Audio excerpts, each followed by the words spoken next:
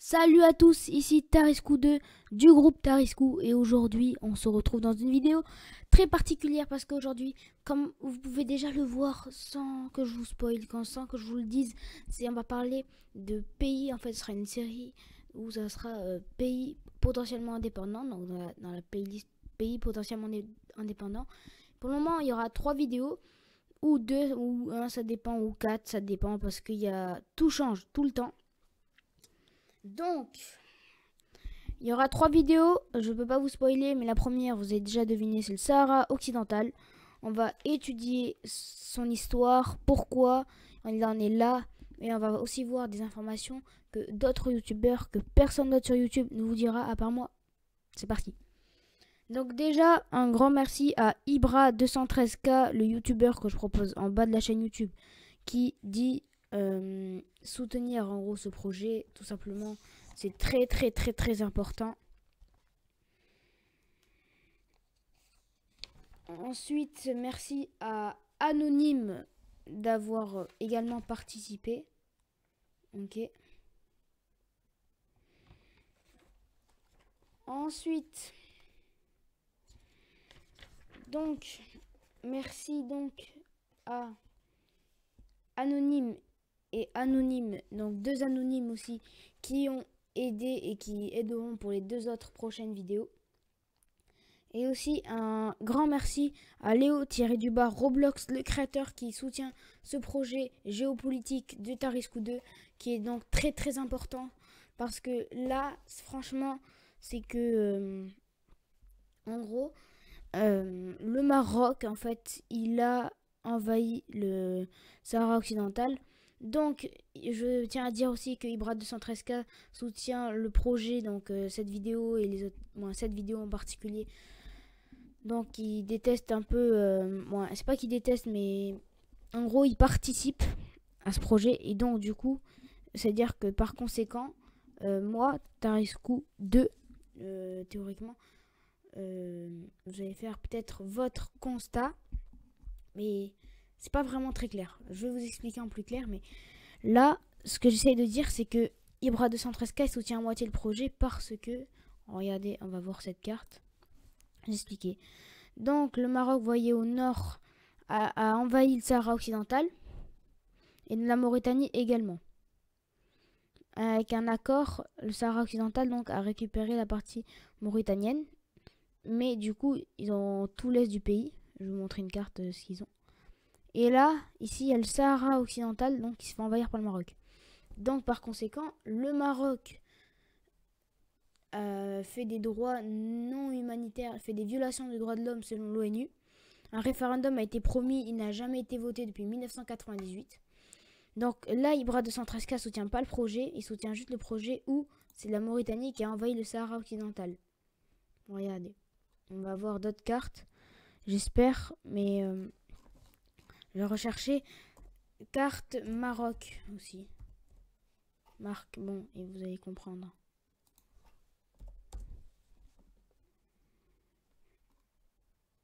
Il faut plus. Voilà, ça elle est parfaite parce que elle résume tout ce que j'avais dit. Donc, vous voyez, les Marocains ont envahi le territoire et donc la Mauritanie par le sud. Et sauf qu'avec l'accord, le Front Polisario, ou le Polisario, la RSD, la République arabe saoudite démocratique, donc à tout ça, tout ce qui est partie verte, et ce qui délimite la partie bleue, c'est du Maroc du coup, c'est que c'est un mur de sable. Donc, le Maroc, la France, l'Espagne, les États-Unis et plein d'autres pays soutiennent le Maroc, mais très peu comme l'Algérie et donc par conséquent la Mauritanie soutiennent le Front Polisario, donc la RSD, République arabe saoudite démocratique. Et du coup c'est très problématique parce que en fait tout part de la fin de la colonisation. Donc je vais vous montrer une carte de la colonisation africaine. C'est très important pour que vous compreniez. En attendant, n'hésitez pas à vous abonner, ça me ferait très plaisir.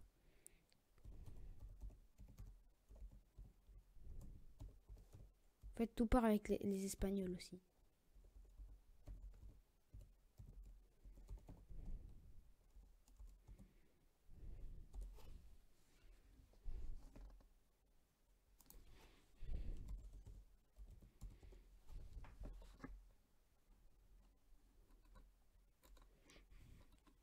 Je vais essayer de trouver une bonne carte.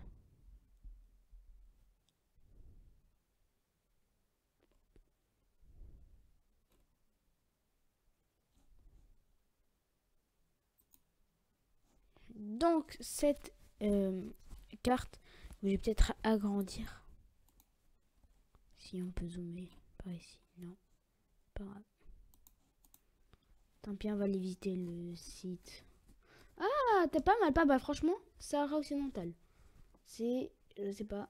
Alors, capitale, c'est Laayoune. Ah, vraiment, par pur hasard, je suis tombée sur ce site. Mais juste incroyable parce il va beaucoup m'aider. Donc, capitale, sous contrôle du Front Polisario, Bir Lahlou. Population 567 000 habitants à l'est en 2017. La langue officielle c'est l'arabe classique. Le groupe majoritaire c'est l'arabe hassania 77%. Groupe minoritaire c'est le berbère tchelite 19,7%. Arabe marocain 1,4%. Langue coloniale espagnole forcément. Système politique territoire non autonome, ça c'était reconnu. Je vais vous expliquer, c'est que en gros, la Nouvelle-Calédonie c'est considéré comme territoire non autonome appartenant à la France. Les Bermudes c'est considéré comme territoire non autonome appartenant au Royaume-Uni. Et ça, c'est la RASD, donc, est considéré comme un territoire non autonome appartenant à personne, tout simplement. C'est scandaleux. Loi scolaire marocaine, blablabla, blablabla, on va peut-être zapper. Les lois marocaines de l'Amazigh, je ne connais pas. Loi marocaine à portée linguistique, je ne connais pas.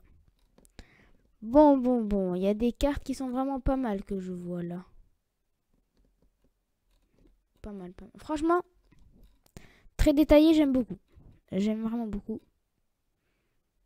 Ah ouais! Waouh, ça j'aurais pas aimé par contre. Sahara espagnol, si c'est pas reconnu, c'est le Sahara occidental. Ah ouais, impressionnant. C'est cette carte qui nous intéresse. Donc, en résumé, le Maroc avait colonisé le nord du Maroc. C'est pour ça qu'il y a Ceuta, mais il y a les autres places, les autres petits bouts de cailloux qui appartiennent à l'Espagne. On va en parler un peu plus tard. Cette vidéo va durer un peu longtemps, mais c'est très important. Donc, le Maroc était sous colonie française. Je sais pas si on disait protectorat français du Maroc. Donc, c'était français. Mais les Français donc sont partis et après ils ont laissé l'indépendance du Maroc, sauf qu'il y avait donc l'Espagne au nord et au sud. Avec des traités, le Maroc du coup ils ont récupéré tout le nord sauf Ceuta, Melilla et d'autres bouts de cailloux. Et le sud jusqu'au Sahara occidental parce que là c'était tout simplement encore à l'Espagne. Je vous raconte pas, mais l'Espagne donc tombe dans une guerre civile entre les républicanistes et les pro-dictatures. Et les pro-dictatures l'emportent. À la fin de la dictature espagnole, donc à la mort de Franco en 1976, l'Espagne quitte le Sahara espagnol, donc le Sahara occidental, sans dire s'il y avait un pays ou pas. Parce que là, le Maroc, forcément, c'était reconnu comme un pays selon la France.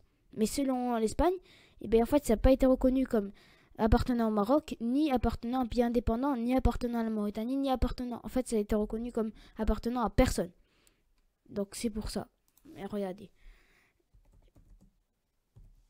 Donc c'est incroyable comme situation géopolitique.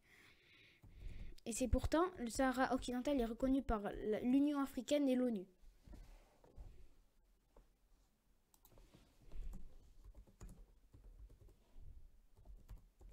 Donc comment dire que le Maroc c'est le meilleur pays? Regardez ce qu'ils font quand même.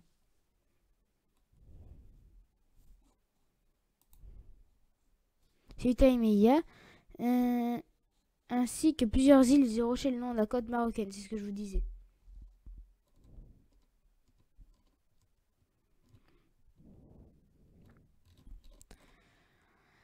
Sur ce, j'espère que vous allez passer une bonne fin de journée.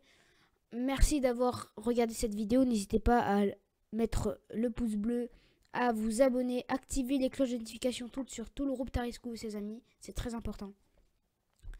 et bonne soirée à tous.